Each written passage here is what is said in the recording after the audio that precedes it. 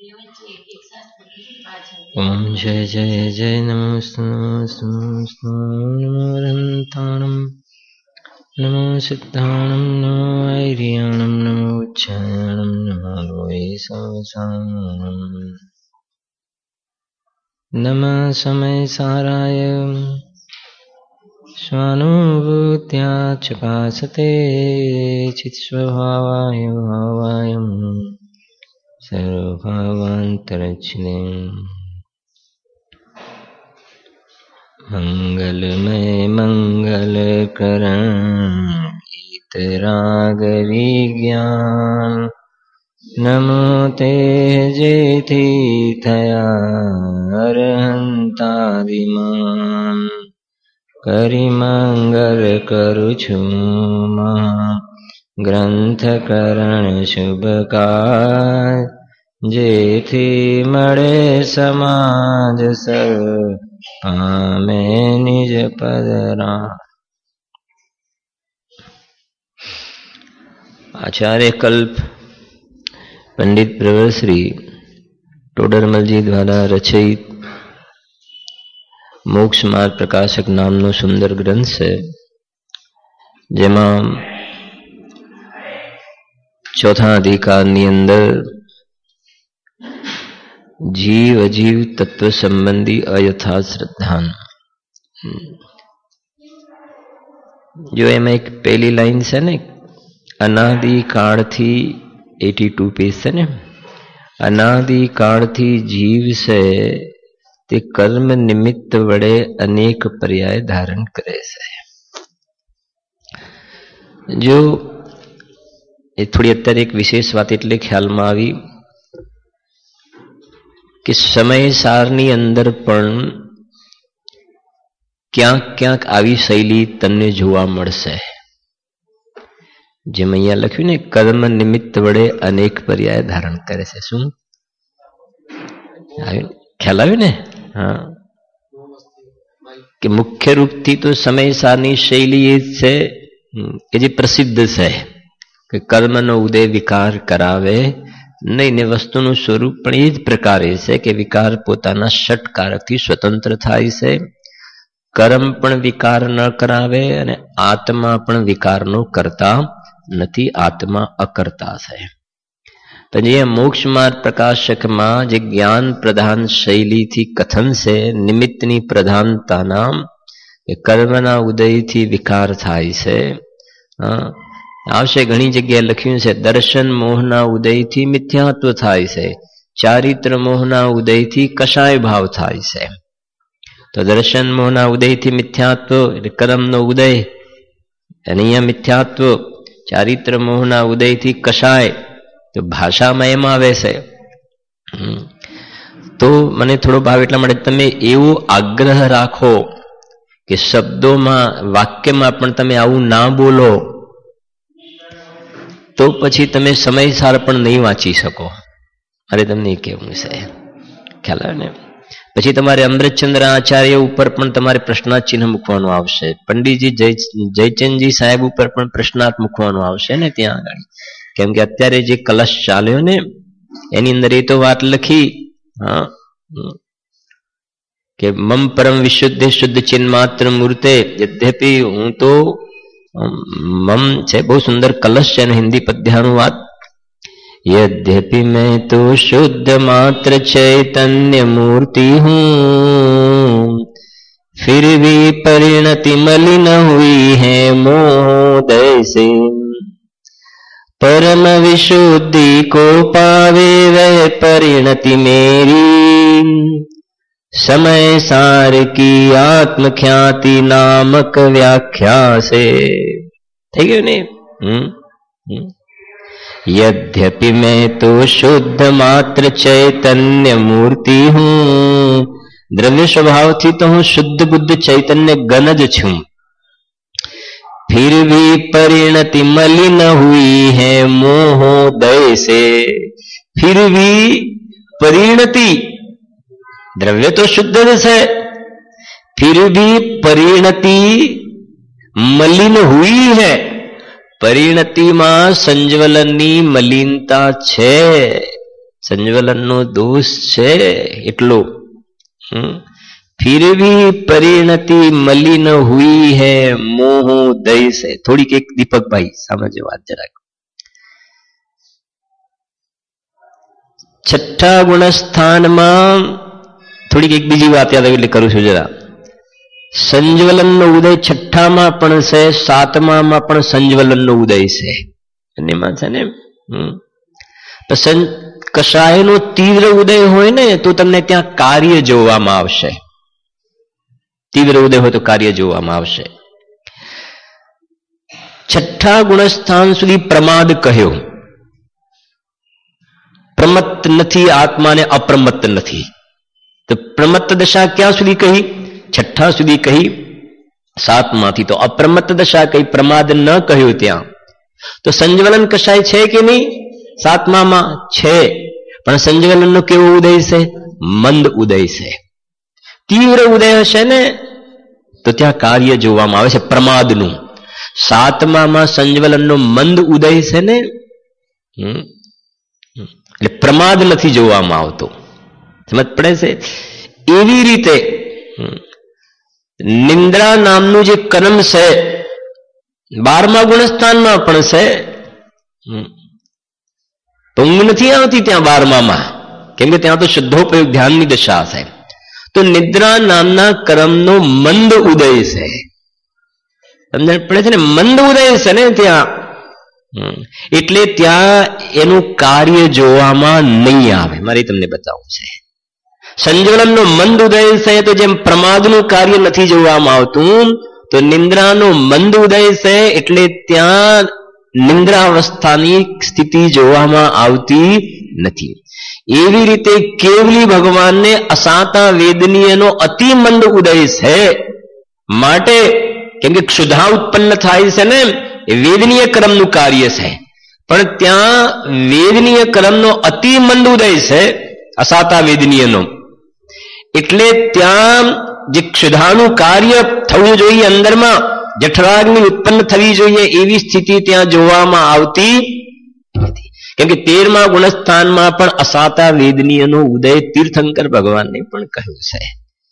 ખ્યાલ આવે? સાતા વેદનીય તો છે જ, અસાતા વેદનીય સ્વયંભૂ રમણ સમુદ્રનું જે જલ છે એનો એક બિંદુનો કહેવાય ને, એક બિંદુનો અનંતમો ભાગ ઝેર નાખવામાં આવે સ્વયંભૂ રમણ સમુદ્રની અંદર, તો એની કેટલી અસર હોય? કઈ નહીં. એવી રીતે સાતા વેદનીયની પ્રચુરતા છે, અસાતા વેદનીયનો અતિ મંદ ઉદય છે બહારમાં. અને આ બાજુ મોહ છે નહીં, એટલે ઈચ્છા પણ નથી જોવા મળતી. બંને તરફથી વાત કરી મેં તમને.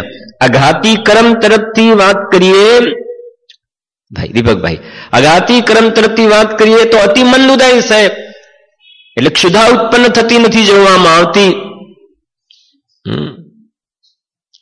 અને ઘાતી તરફથી વાત કરીએ કે આહાર લેવાની ઈચ્છા ઉત્પન્ન થવાનું કારણ તો મોહનીય કર્મ, જે આપણે ઈચ્છાવાળી ગાથામાં ચાલ્યું હતું, વચ્ચે 3 વાત ચલાવી, સ્ટેપ યાદ છે કોઈને? ચલાવ્યું ને? અસાતા વેદનીયથી જઠરાગ્નિ રૂપ ક્ષુધા ઉત્પન્ન થાય છે, વીર્યાંતરાયના ઉદયથી વેદના સહન થતી નથી, અને ચારિત્ર મોહના ઉદયથી ઈચ્છા ઉત્પન્ન થાય છે. 3 હતા ને ઈચ્છાવાળી ગાથામાં નિજનાધિકારની. તો વચ્ચે વાત આવી ને થોડીક, તો જે કહ્યું ને અહીંયા ગાડી, यद्यपि मैं तो शुद्ध मात्र चैतन्य मूर्ति हूं, फिर भी परिणति मलिन हुई है मोहोदय से. मोहनो उदय, मोह कर्मना उदय थी मारी परिणति मलिन થઈ છે. બોલો હવે, જે અહીંયા શૈલી છે ને કર્મના ઉદયથી વિકાર, તો મારી પરિણતિમાં ચારિત્રનો જે દોષ છે તેનું કારણ શું છે? એનું કારણ મોહ કર્મના ઉદયથી. લખ્યું છે જો,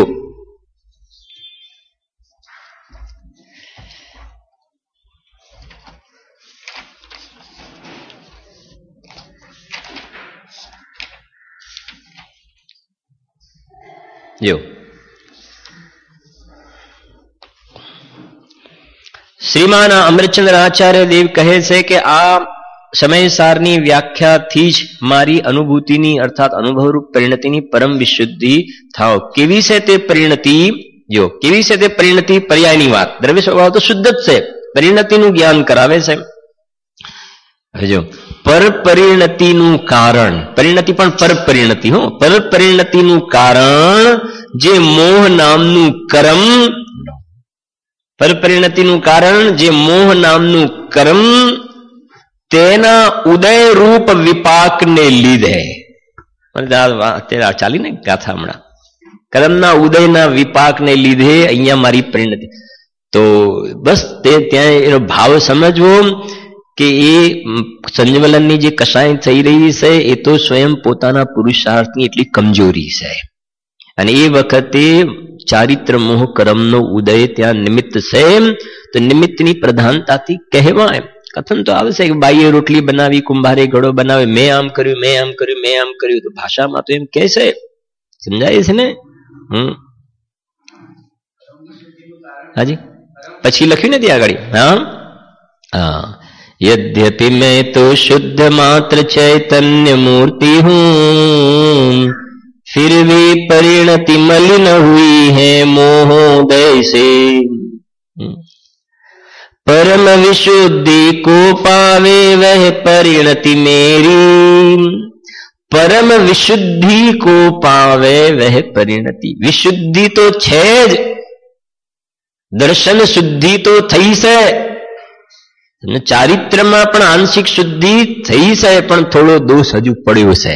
એટલે લખ્યું પરમ વિશુદ્ધિ કો પાવે વહ પરિણતિ મેરી, એટલે કેવલ જ્ઞાનની ભાવના છે.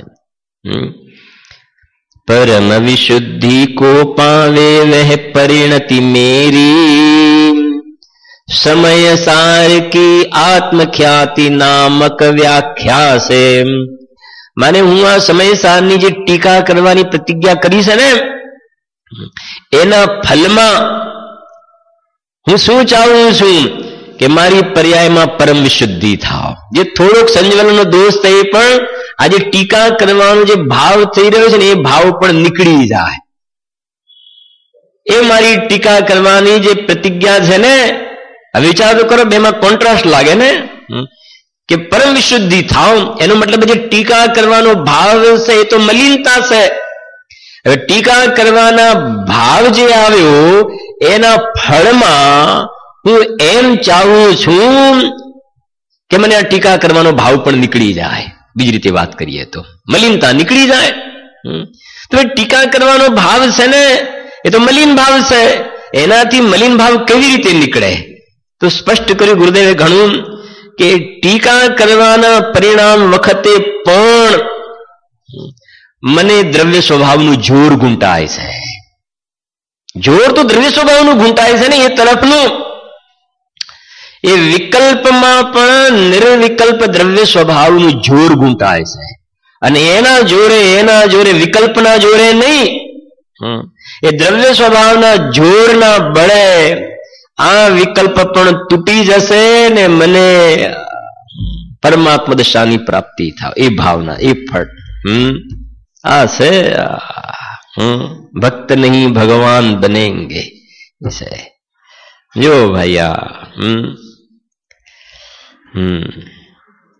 એ તો આપણે ઘણી વાર કહે છે, એક આ બસ આનું સ્વાધ્યાય કરો ને રસાસ્વાદ લેવું, એ જ જીનવાણીને અર્ઘ સમર્પિત કરવું છે. આનું નામ તો જીનવાણીને અર્ઘ સમર્પિત કરવું છે ને. પૂજનમાં આપણે જીનવાણીનો અર્ઘ સમર્પિત કરીએ એ તો છે જ, ના નથી એની. પણ પછી એની અંદર જે લખ્યું છે એ વાંચીને આપણું પરિણામ એ પ્રકારે બને, એનાથી બીજો મોટો અર્ઘ કયો હોય? યથાર્થ અર્ઘ તો એ છે ભાઈ. જેમ પેલા અષ્ટદ્રવ્યથી અર્ઘ સમર્પિત કરીએ છીએ, તો જીનવાણીના રસાસ્વાદના ફલમાં આપણી પરિણતિમાં સમ્યક દર્શન સહિતના 8 અંગ પ્રગટ થાય, એ યથાર્થ અર્ઘ છે. અને સિદ્ધ દશાના 8 ગુણ પ્રગટ થાય, એ પરમાર્થ અર્ઘ તો એ છે ભાઈ. એ છે ને. હા, એ બોલીએ છે ને, જલફલ આદિ શું છે ને, અભિષેકમાં બોલો છો ને. હા, અષ્ટ અંગયુત માનું सम्यक दर्शन पाया, जलफल 8 द्रव्य मिलाकर अर्घ बनाया, अष्ट अंगयुत मानु सम्यक દર્શન પાયા. જે અષ્ટ દ્રવ્યમાં એમ હું ભાવના ભાવું છું કે જાણે હું અષ્ટ અંગયુત માનો સમ્યક, મને સમ્યક દર્શન તો પ્રગટ થયું, પણ 8 અંગ સહિતનું મને સમ્યક દર્શન પ્રગટ થયું. એ ભાવ પડ્યા છે એની અંદર. મને અષ્ટ દ્રવ્યમાં સમ્યક દૃષ્ટિના 8 અંગ દેખાય, પોતાનું જ્ઞાયક દેખાય, નિશ્ચય વ્યવહાર 2 આવ્યા ચિરેનભાઈ. અષ્ટ અંગયુત માનો સમ્યક દર્શન પાયા. તો સમ્યક દર્શન થયું એ તો નિશ્ચય, અને એના 8 અંગે થઈ ગયા વ્યવહાર. એક આપણા બ્રહ્મચારી રવિન્દ્રજી સાહેબની પૂજામાં આજે બોલતો હતો, સિમંદર ભગવાનની પૂજામાં બહુ સરસ પંક્તિ છે, બહુ સુંદર પંક્તિ છે. પછી ટાઈમ મળે તો સાંજે જોઈશું, નહીં તો બહુ સુંદર પંક્તિ છે. એમાં કામનો છંદ જે છે ને, શું કહેવાય એને, હા, કામમાન વિદ્વસના પુષ્પંદર, એનો બહુ સરસ છંદ છે બ્રહ્મચર્ય સંબંધમાં. પહેલી લાઈનમાં વ્યવહારની વાત કરી કે કામ ભાવનો નષ્ટ કરવા માટે બ્રહ્મચર્યને ધારણ કરવું જોઈએ. પણ એ કહે છે કે બ્રહ્મ સ્વભાવી આત્માની ઉપાસના કર્યા વિના બ્રહ્મચર્ય પ્રગટ નથી થતું. જુઓ તો ખરા, સમજ પડે છે. કામ ભાવની નાશ કરવા માટે બ્રહ્મચર્યને ધારણ કરો, પણ કહે છે બ્રહ્મ સ્વભાવી આત્માની ઉપાસના કર્યા વિના બ્રહ્મચર્ય પ્રગટ થતું નથી. એટલે બીજી પંક્તિમાં આવી ગઈ નિશ્ચય, અને એ બ્રહ્મ સ્વભાવી આત્માની ઉપાસના કરો છો તો પરિણતિની અંદર એ સ્થિતિ આવશે. બસ એ છે. પણ હવે નિશ્ચય વ્યવહાર એ બધું આપણને જ્ઞાન હોય ને, તો આ બધું શું લખ્યું છે તો વિશેષ આપણો રસ પરિપાક થાય બધામાં. એ 82 નંબરનું પેજ છે ને. જો અનાદિકાળથી જીવ છે તે કર્મ નિમિત્ત વડે અનેક પર્યાય ધારણ કરે છે. ત્યાં પૂર્વ પર્યાયને છોડી નવીન પર્યાય ધારણ કરે છે, તથા તે પર્યાય એક તો પોતે આત્મા તથા અનંત પુદ્ગલ પરમાણુમય શરીર, એ બંનેના એક પિંડ બંધાન રૂપ છે. કાલે યાદ કરાવ્યું હતું ને, બધા યાદ કરી લાવજો. કાલે આપણે છેલ્લો દિવસ હશે ને, પૂછીશું અમૂર્તિક પ્રદેશોનો, હું કોણ છું? અમૂર્તિક પ્રદેશોનો પુંજ, પછી પ્રસિદ્ધ જ્ઞાનાદિ ગુણોનો ધારક, ને ત્રીજું અનાદિ નિધન ચૈતન્ય વસ્તુ પોતે છે. કાઢો જરા, કાલે સવારે જલ્દી યાદ રહી જશે. અને કાલે કદાચ કોઈ ન ખ્યાલ હોય તો યાદ પણ આવી જાય. 40 નંબરનું પેજ પર. આની અંદર કાલ સાંજ સુધીમાં હું તમને 3-4 જેટલા ઇમ્પોર્ટન્ટ બિંદુ છે ને એટલા ટીક કરી રાખજો, એટલા તમે તૈયાર કરજો, ખૂબ સારા કામમાં લાગશે. જે ચોથા અધિકારમાં એક તો બધા પ્રથમ તો દુઃખ દૂર કરવા માટે, બોલો, હા, પ્રથમ તો દુઃખ દૂર કરવા માટે સ્વપરનું જ્ઞાન અવશ્ય જોઈએ. આજે ઘરે જતા એક નોટ લઈ લેજો રસ્તામાંથી, 40-50-100 પાનાની, અને આ જે આવે ઘરે જઈને લખજો. પ્રથમ તો દુઃખ દૂર કરવા માટે, પછી આ લખજો. એવું જેટલા જેટલા કહેવાય ને, આ જે જ્ઞાની પુરુષોના બોલ છે ને, તમે લખજો. બરાબર છે ને? ખૂબ કામમાં લાગશે, તમને ખૂબ કામમાં લાગશે. જો અહીંયા લખી ત્રીજી લાઈનમાં નીચે છે ને, ચોથી નીચે અમારી વાત જો, અમૂર્તિક પ્રદેશોનો પુંજ, બોલો જો. પછી કહે છે પ્રસિદ્ધ જ્ઞાનાદિ ગુણોનો ધારક, અનાદિ નિધન વસ્તુ પોતે છે. એટલે હું આવું છું. બરાબર છે ને? અમૂર્તિક પ્રદેશોનો પુંજ, બરાબર છે ને? આ અલગ અંદરમાં જે છે. તમે દર્પણની સામે ઉભા રહો ને, એ વખતે દર્પણમાં જો એનો વાંધો નહીં, પણ જે દેખાય ને તો એમ વિચારો કે આ જે દેખાય છે એ હું નથી. સમજ પડે છે? આ તો મૂર્તિક પુદ્ગલ પરમાણુઓનો પિંડ છે. તો એ જે દેખાય છે દર્પણમાં એ હું નહીં. જેનું દર્પણમાં પ્રતિબિંબ પડે છે એ પણ હું નહીં. પણ દર્પણ અને પ્રતિબિંબ, અને જેનું પ્રતિબિંબ પડે છે એનું જેમાં જ્ઞાન થાય છે એ હું છું. ફરીથી દર્પણ સામે ઉભા રહ્યા તો જેનું પ્રતિબિંબ પડે છે તે હું નહીં. પ્રતિબિંબ તે હું નહીં, જેનું પ્રતિબિંબ પડે છે તે હું નહીં. કેમ કે એ તો બધો પુદ્ગલ પરમાણુનો શું છે? પિંડ છે. એ તો સ્કંદ છે પરમાણુઓનો. ઘડીકમાં વિખરાઈ જવા વાળા છે પરમાણુઓ. જેમ કાચ ફૂટી જાય, દર્પણ ફૂટી જાય તો ટુકડા થઈ જાય, એમ શરીરના પણ પરમાણુ વિખરાઈ જવા વાળા. એ હું નથી. દેખાય છે તે હું નથી. પણ દર્પણમાં જેનું પ્રતિબિંબ પડે છે, એ પ્રતિબિંબનું જ્ઞાન, જેનું પ્રતિબિંબ પડે છે એનું જ્ઞાન, અને દર્પણનું જ્ઞાન જેમાં થાય છે એ બધાનું જ્ઞાન જેમાં થાય છે. ત્રણ થયા ને, દર્પણનું જ્ઞાન, પ્રતિબિંબનું જ્ઞાન, અને જેનું પ્રતિબિંબ પડે છે એનું પણ જ્ઞાન થાય છે ને. તો એનું જેમાં જ્ઞાન થાય છે એ હું છું. એનું નામ છે પ્રસિદ્ધ જ્ઞાનાદિ ગુણોનો ધારક. ખ્યાલ ને? એની અમૂર્તિક પ્રદેશોનો પુંજ. એનું પ્રતિબિંબ દર્પણમાં ના પડે, એનું પ્રતિબિંબ દર્પણમાં ના પડે. હા, એનું પ્રતિબિંબ જે છે એ તો જ્ઞાનમાં જણાય. ખ્યાલ આવે છે? જ્ઞાનમાં એનું પ્રતિબિંબ પડે સાહેબ ભાઈ. જેમ જ્ઞાનમાં જ્ઞેયોનું પ્રતિબિંબ પડે, જ્ઞાનમાં જ્ઞેયોનું પ્રતિબિંબ પડે એટલે જણાય. પ્રતિબિંબનો અર્થ અહીંયા જણાવું. જેમ જ્ઞાનમાં જ્ઞેયોનું પ્રતિબિંબ પડે છે એવી રીતે જ્ઞાન અંતર્મુખ થાય તો જ્ઞાયકનું પણ એમાં પ્રતિબિંબ પડે છે. ખ્યાલ આવે છે? જાણનારું જણાય છે ત્યાં આગળ. હા, એ પ્રચ્છન્ન ઢંકાયેલો રહે એવું નથી. એ તો નિરંતર દર્શન દેવા માટે તૈયાર છે. જેવું અમૂર્તિક પ્રદેશોનો પુંજ, પ્રસિદ્ધ જ્ઞાનાદિ ગુણોનો ધારક, અને ત્રીજું અનાદિ નિધન. અનાદિ નિધન નો અર્થ કયો હતો ને ભાઈ નિખિલભાઈ? અનાદિ, આદિની આગળ અ જોડ્યો. આદિ એટલે શરૂઆત, અનાદિ એટલે મારી કોઈ શરૂઆત નથી, અને નિધન એટલે મરણ, પણ અ જોડો ત્યાં, અનિધન એટલે મારો કોઈ અંત નથી. અનાદિ નિધન વસ્તુ પોતે છે. હું આવું છું. દેહ મરે પણ હું નથી. આ યાદ આવવું જોઈએ. દેહ મરે પણ હું નથી મરતો, અજર અમર હું આત્મ સ્વરૂપ. પોતે છે. હવે હવે હવે પડોશીની વાત કરે છે. હવે પડોશીની વાત ક્યાં આવે છે? પડોશી વાળો કલશ સમયસારમાં. પડોશી વાળો કલશ, દેહનો પાડોશી થઈ જા. પ્રસિદ્ધ કલશ સમયસારનો, એકદમ પ્રસિદ્ધ કલશ છે. 23 નંબરનો કલશ છે. એકથમ અપી મૃત્વા તત્વ કૌતૂહલી સન. છે ને? હા હા, શું? હા, એ છે ને? હા, એકથમ અપી મૃત્વા તત્વ કૌતૂહલી સન. આ તત્વનો કૌતૂહલી થા. અને એક 23મો ને એક છે ક્ષણમાસ એકમ, 6 મહિના છે ને અભ્યાસ કર.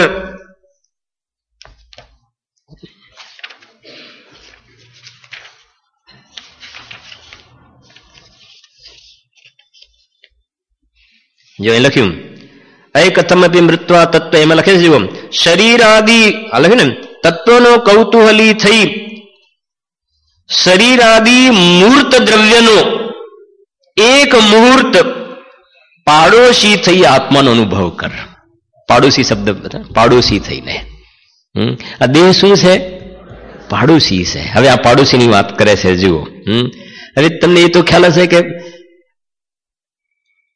આપણે બાજુમાં હવે એ પહેલા જ્યાં સુધી આપણે એની માલિકી નહોતી ને એમાં થોડું દબાણ કરીએ તો આપણે પાડોશી તરીકેનો વ્યવહાર બરાબર કહેવાય? નહીં કહેવાય ને. તો જો તમે 4-5 ફૂટ આગળ ક્યાંક દિવાલ ચણી દઈએ તો ઝઘડો થશે. કેમ કે તમે પાડોશી ઉપર માલિકીનો હક કરવા જાઓ છો. પાડોશી તરીકે રહો તો બરાબર છે. તો દેહ શું છે? આત્માનો પાડોશી છે. સમજી ગયા ને? હવે આનો પાડોશી તરીકે વ્યવહાર રાખો તો ક્યાં વાંધો છે? શ્રીમદજીએ પાડોશી તરીકેનો વ્યવહાર રાખ્યો. અમૃતચંદ્ર આચાર્ય, કુલકુંડ આચાર્ય પાડોશી તરીકેનો વ્યવહાર રાખ્યો. એની ના નથી.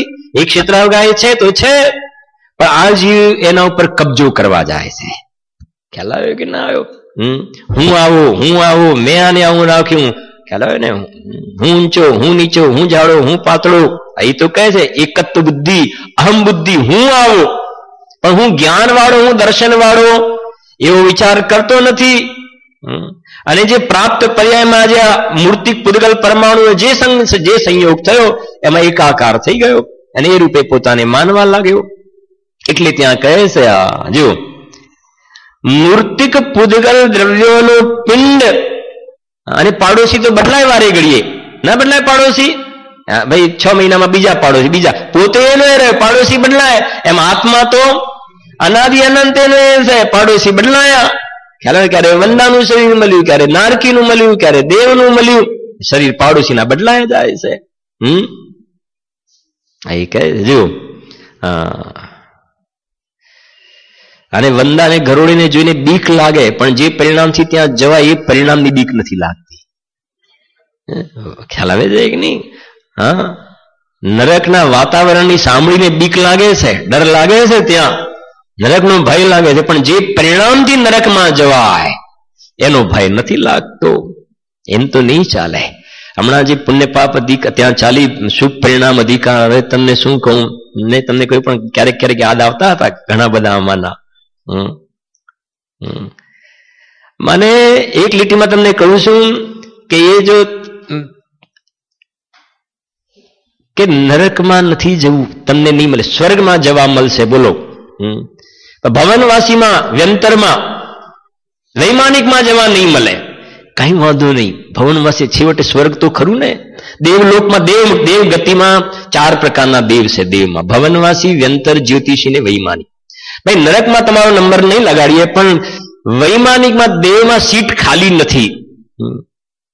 વ્યંતર દેવમાં તમારો નંબર લાગે એવો છે. ભવનવાસીમાં, જ્યોતિષીમાં કઈ વાંધો નહીં, ચાલશે ચાલશે ચાલશે. દેવ પર્યાય તો છે ને, દેવ તો છે ને. એ પ્રવચન સારની શુભ પરિણામ અધિકારની તમે ગાથાઓ વાંચો ને, તો ત્યાં અમૃતચંદ્ર આચાર્ય દેવે ને કુંદકુંદ દેવે 69-77 ગાથા એટલા માટે લખી છે કે એ ગાથાનો સ્વાધ્યાય કર્યા પછી તમારા મોઢેથી તમારો અભિપ્રાય એવો પલટાય કે તમારો જવાબ એમ આવે કે જેમ મારે નરકમાં નથી જવું એવી રીતે મારે સ્વર્ગમાં પણ નથી જવું. પણ વૈમાનિકમાં તમારો નંબર લાગે છે. ભવનવાસીની વાત કરતા તે ભૂલી જાઓ, તમને વૈમાનિકમાં લઈ જવાના છે કે નહીં, વૈમાનિકમાં અમારે નથી જવું. ગ્રૈવેકમાં કે ના, સર્વાસિદ્ધિમાં કે છે ના, અમારે દેવની પર્યાય ન જોઈએ. સમ્યક દ્રષ્ટિ સર્વાસિદ્ધિમાં જાય અલગ, સમ્યક દર્શન જોઈએ છે. સર્વાસિદ્ધિની વાત કરી રહ્યો છું, સમજો કે અમારે સર્વાસિદ્ધિના પુણ્ય અમારે ના જોઈએ. એ ગાથાઓ એટલા માટે લખી છે, એટલા માટે તો ભાવ આવ્યો કે આને નરકમાં તો નથી જવું, પણ જે પરિણામથી નરકમાં જવાય એ પરિણામ તો ગમે છે, તો એમ તો થોડું ચાલશે. અહીંયા તો ત્યાં સુધી વાતો છે કે જેમ અશુભ ભાવ હે છે, એમ જે પરિણામથી સ્વર્ગમાં જવાય તો કે છે કે અમારે સ્વર્ગ પણ ન જોઈએ, અમારે તો જ્ઞાયક જોઈએ, આત્મા જોઈએ, બસ. જો મૂર્તિક પૂદગલ દ્રવ્યોનો પિંડ પ્રસિદ્ધ જ્ઞાનાદિ લખે ને શરીરની, હવે ફાઇલ ખોલે છે, મૂર્તિક પૂદગલ દ્રવ્યોનો પિંડ. તો આ શું છે? મૂર્તિક પૂદગલ દ્રવ્યોનો પિંડ છે. અને આમાં ઘડીમાં પરમાણુ બધા બદલાય જશે, આગળ આવશે બધી વાતો. ચેન્જ થયા કરે છે પરમાણુઓ. પૂદગલ દ્રવ્યોનો પિંડ પ્રસિદ્ધ જ્ઞાનાદિથી રહિત. લો, પેલું પ્રસિદ્ધ જ્ઞાનાદિ ગુણોનો ધારક, અને આ પ્રસિદ્ધ જ્ઞાનાદિથી રહિત નવીન જ જેનો સંયોગ થયો છે. હવે 5-50 વર્ષ માટે સંયોગ થયો છે, પાછો બીજી પર્યાયમાં જશે તો ફરી નવો સંયોગ થયો. મને પોતે કાયમ રહેવા વાળો છે, જે પોતે રિયલ છે, એમાં તો અહમ બુદ્ધિ કરતો નથી, અને નવીન જેનો સંયોગ થયો. भव्याताप मिटावन की निज में ही क्षमता समता है, अनजाने में मैंने अब तक पर में की झूठी ममता है, अनजाने में अब तक मैंने पर में की झूठी. આમાં એકત્વપણું મમત્વપણું કરવા જેવું છે નહીં. નવીન જ જેનો સંયોગ થયો છે. આપણે ઘણી વાર કહીએ છીએ આ જન્મ થાય એ જ વખતે એ કહ્યું ને કાલે, માની ગોદમાં આવે એ પહેલા તો અનિત્યતાની ગોદમાં ચાલ્યો જાય છે. વિદ્યુત લક્ષ્મી પ્રભુતા પતંગ આયુષ તેતો જલના તરંગ, પુરંદરી ચાપ અનંગ રંગ શું રાચીએ જ્યાં ક્ષણનો પ્રસંગ. નવીન જેનો સંયોગ થાય છે એવા કોણ? શરીર આદિ પૂદગલ. શરીર આદિ પૂદગલ. હવે આની અંદર તમારે જેટલું શરીરના પૂદગલને જે કહ્યું ને અહીંયાથી શરૂ કરો તો આને શણગારવું, આને શણગારવું, આને શણગારવું, આને શણગારવું, આને શણગારવું, શણગારવું, શણગારવું, શરીરને શણગારો.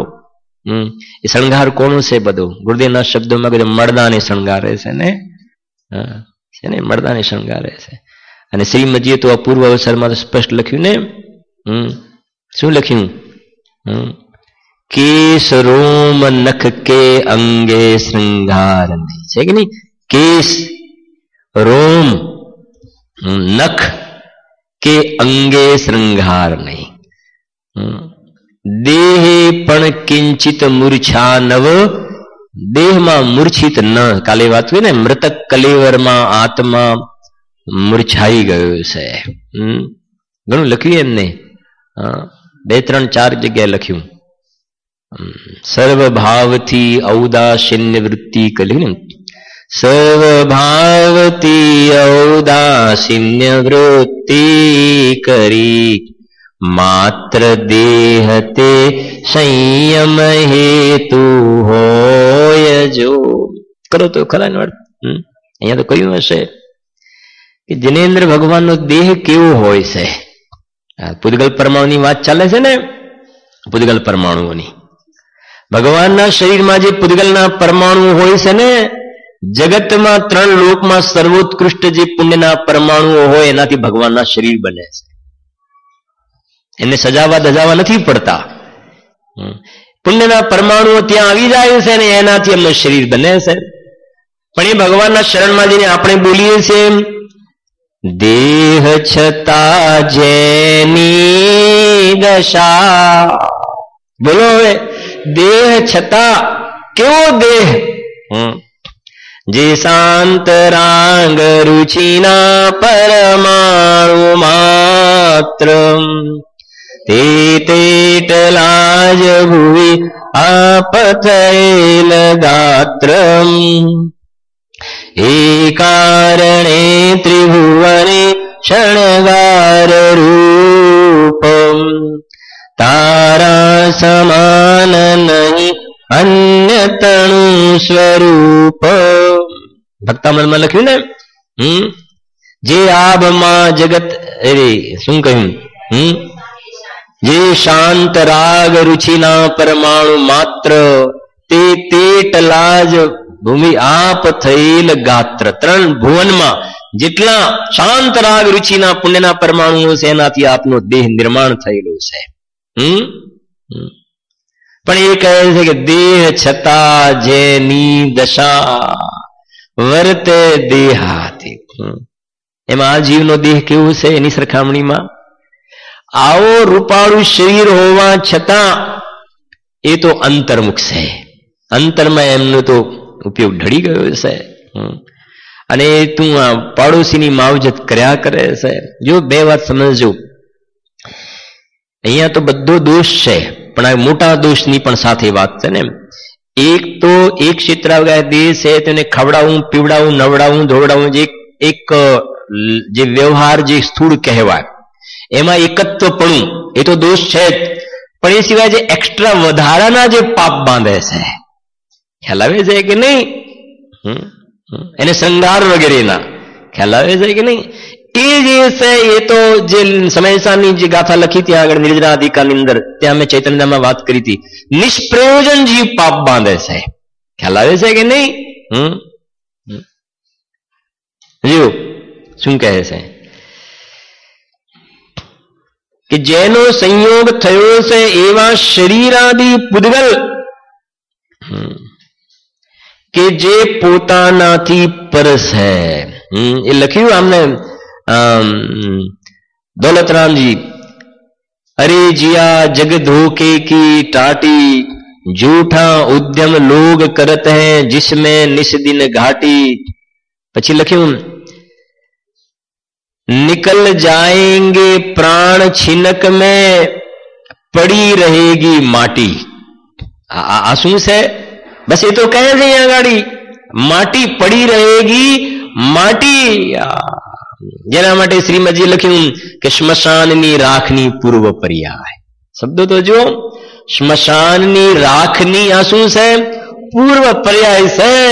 હવે રાખને કે માટીને એમાં જીવને રસ એકાકાર થઈને પડ્યો છે એ કહે છે. જો હા, તૈયાર કરજો એ ભાઈ. એક તો એક હવે જો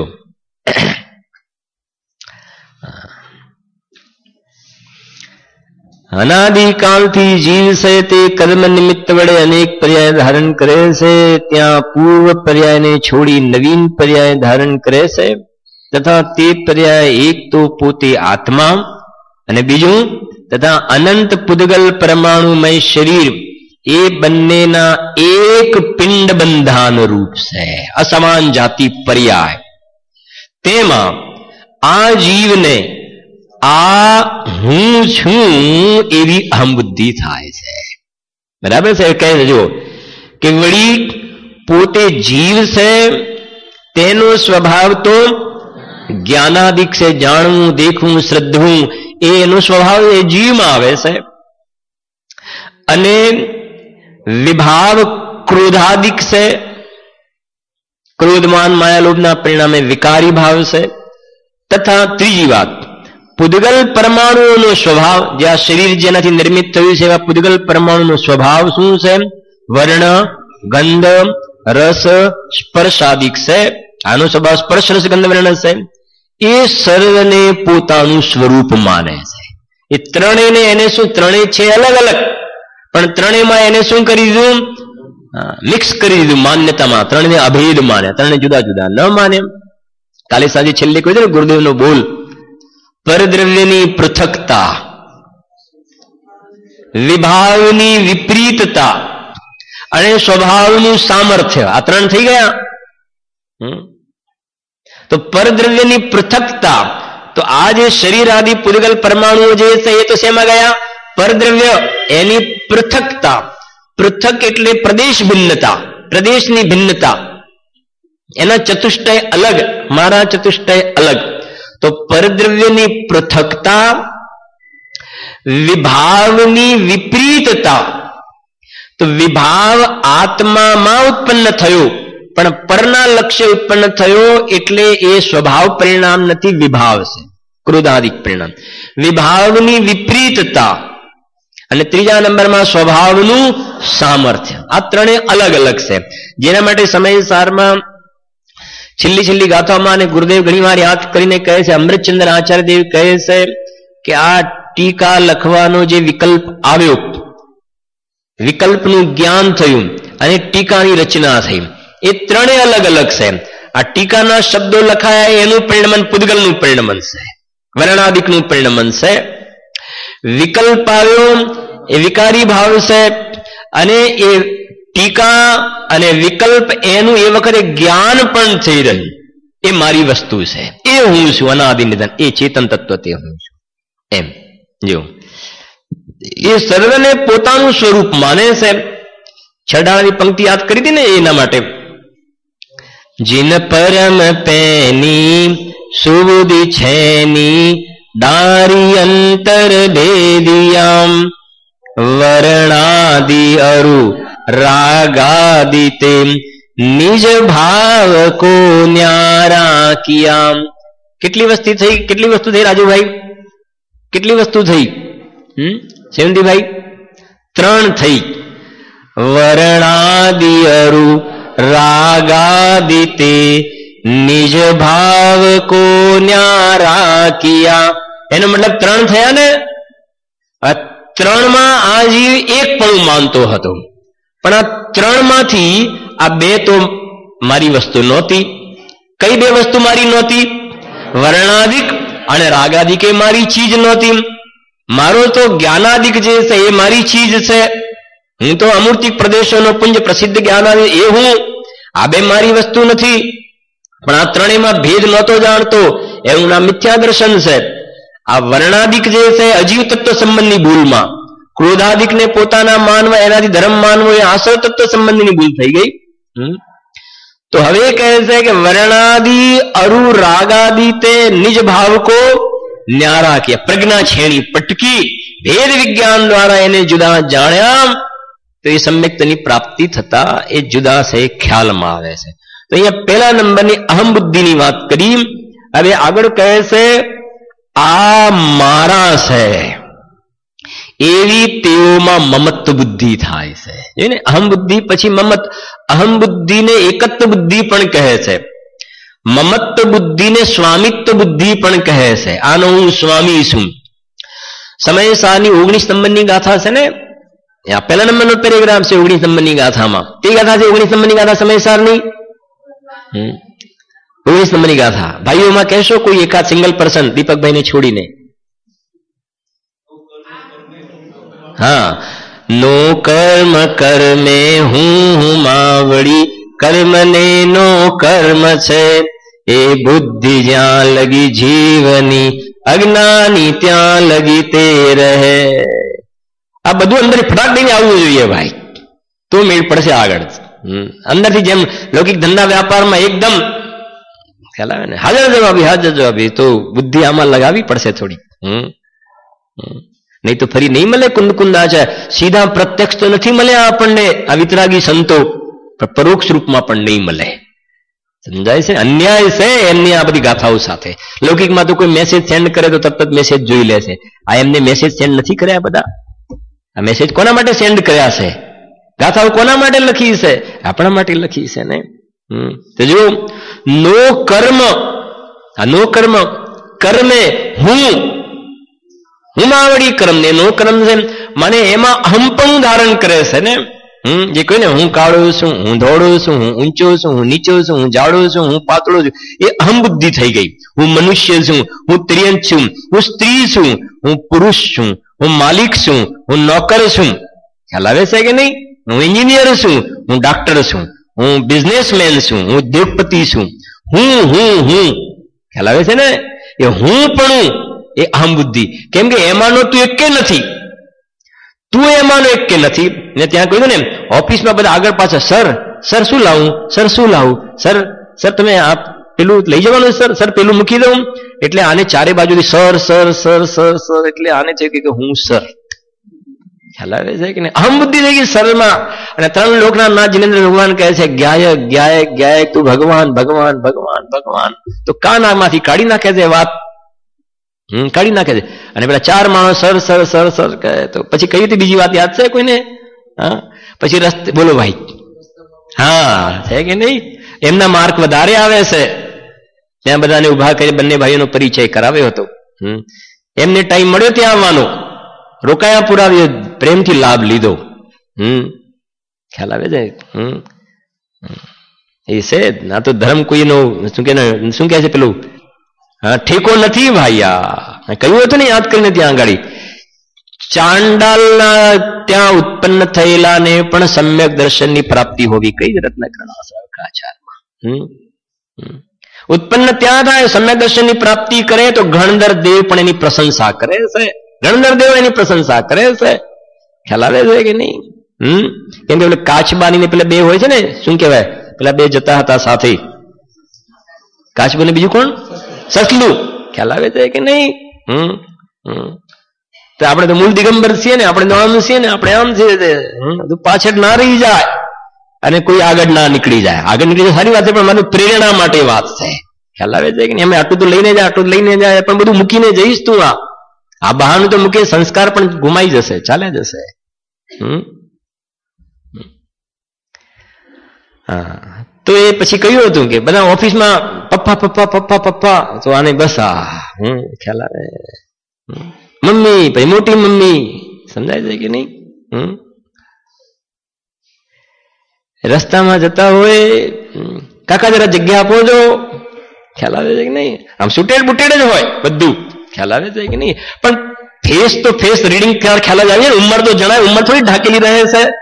હા, ગમે તેવું તો તૈયાર થાય તો પણ એ તો એનું તો જ્ઞાન થઈ જાય છે. ઓફિસમાં સર કહે એ તો પણ કહેવું પડે છે સર, કેમ કે એને તો આજીવિકાની સમસ્યા. એટલે સર કહે ને રસ્તાવાળાને, એને એ રસ્તાવાળો સાચું કહે છે. ખ્યાલ આવે છે ને? કાકા કહ્યું એને પછી સમજી જવું કે હવે બસ તારા બેન્ડ વાગી ગયા છે, બીજી પર્યાયમાં જવાના. સમજાય છે? હા, વનમાં આવી ગયા. હવે કહ્યું ને કાલે બિલ્ડિંગ તો વળાઈ ગયું છે, રસ્સીના ખાલી ગાંઠ જ મારવાની બાકી છે. હા, એ કહે છે અહીંયા આગળ હું આવો અહમ બુદ્ધિ. આ પંડિતજી કહે છે મિથ્યાત્વની, હવે એનાથી આગળ વધો. આ મારું ને હું આવો એ મિથ્યાત્વનું ઘોર પાપ છે કે જીવને ક્યાં લઈ જઈને છોડશે પત્તો નહીં ખાય. ખ્યાલ આવ્યો કે ના આવ્યો? એ કીડીમાં કે મકોડામાં કે માકણમાં ઉત્પન્ન કરીને છોડશે. પછી સર ક્યાં ગયો ને સરનો સર એ અમારા એચઓડી છે, હેડ ઓફ ધ ડિપાર્ટમેન્ટ. ખ્યાલ આવ્યો કે ના? એ એચઓડી ગયું ક્યાંય? ગટરમાં કીડામાં ગયો, મોટો રાજા મરીને ગયો કે ના ગયો? બોલો, ભૂપ કીડો મેં ગયા. ઘરમાં જ ઉત્પન્ન થઈ જાય. શું કરીશ? અહમ બુદ્ધિના ફળ. આ કાકડીના ચોરને ફાંસીની સજા નથી. ખાલી કહ્યું ને આ શરીરને પોતાનું માનવું એ મોટું પાપ છે. હવે જગતમાં કોણ આ વાત કરે? કોણ વાત કરે? અને આ આખો 1.5 પાનામાં તો આ દેહની ભિન્નતાની જ પંડિતજી વાત કરી રહ્યા છે. કેમ કે સૌથી વધારે ખતરનાક હોય ને તો આની સાથેનો રિલેશન છે, વધારે ખતરનાક. બોલો, જો કહે છે અહીંયા બહેનોમાં પણ સમજી લેવું. ખ્યાલ મેડમ મેડમ મેડમ કરતા હોય રસ્તા માસી જરા જગ્યા આપો છો. ખ્યાલ આવે કે બસ માસી કહ્યું એટલામાં સમજી જવું. સમજી ગયા ને? જો અને તું ઢાંકીશ તો ક્યાં સુધી ઢાંકીશ? પછી ને આના તું મિથ્યા પ્રયત્નો છે ને. અજ્ઞાની પુરુષો તો 34 વર્ષની ઉંમરમાં 74 વર્ષની ઉંમરની દેહ દેખાય એવો કરીને મૂક્યો એમને તો. અને તું 70 વર્ષનો થયો તારે 35 વર્ષના દેખાવું છે. કેવું ઊંધું ચાલે છે. ટોડરમલજી આમાં લખી 7મા અધિકારમાં મોક્ષ માર્ગ થતા તો સંસારી જીવોથી ઉલટી પરિણતિ જોઈએ. મોક્ષ માર્ગ થતા સંસારી જીવોથી એની લાઈન અલગ ચાલશે. અને મોક્ષ માર્ગ પ્રગટ થવા પહેલા પણ આત્માથી જીવની ચાલ લૌકિક જીવો કરતા એની ચાલ અલગ જોવામાં આવશે ભાઈ. જો કેમ કે ઘડીકમાં એવી સ્થિતિ આમ અહીં નીકળે ને સવારે બધા પેલા મોર્નિંગ વોકમાં ચાલતો જાણે ધડામ એવી રીતે ચાલે જાણે જમીનમાં ખાડા પાડવા માંગતો હોય ને ફટાફટ બૂટ મૂકે ને આમ પગ મૂકીને જમીનમાં ખાડો કેમ નથી પડતો એટલી તાકાત કરે. બોલો હવે. અને એ શરીરના પરમાણુ ઘડીકમાં પલટો મારીને જવાબ આપશે ને તો આ કપડા પણ પોતે જાતે નહીં પહેરી શકે. જોવા તમે ને મેં બધાએ જોયેલા છે કે વસ્ત્ર પણ પોતે એ કપડાની ગાંઠ પણ પોતે જાતે ન મારી શકે. ખ્યાલ ને? આ છૂટેડ બુટેડ રહેવા વાળાની જ કથા ચાલે છે. આ શરીર તો દગો દેશે. જગતમાં દગો કોઈનો સગો નહીં અને બધાને દગો દેશે. અને બીજી સેન્સમાં વાત કરું તો શરીરનો એમાં વાંક નથી. બે સેન્સ સમજવાનું કેમ. શરીરે તો બિચારાએ 50 વર્ષ સુધી તો તને સાથ આપ્યો. ખ્યાલ ને? ત્યાં સુધી તો તે એનો ધર્મની દ્રષ્ટિએ લાભ લીધો નહીં. તે બીજે બહારમાં દોડધામ કરી અને પછી શરીર એનો ગ્રાફ ડાઉન થવા માંડ્યો ને પછી તું શરીરનો વાંક કાઢી દો ક્યાંથી ચાલશે? એમ નહીં ચાલે ભાઈ. એ જે વખતે બરાબર કામ કરે છે એ વખતે જે દોલતરામજી લખ્યું જબ લોન રોગ જરા ગયે તબ લો જટિત નિજ કરો. એ વખતે કરી લો. જો થઈ ગયો સમય થઈ ગયો છે આપણો. બરાબર થઈ ગયો.